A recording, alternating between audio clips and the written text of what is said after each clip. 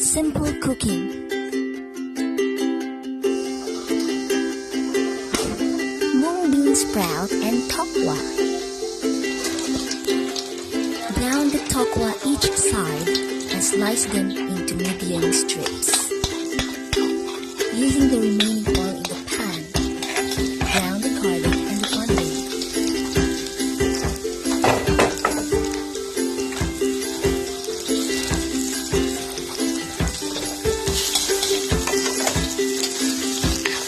Put in your sliced taukwa.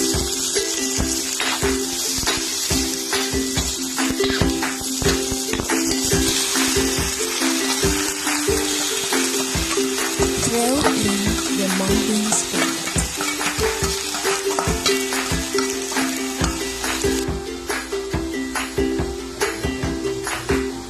Put seasoning for flavor.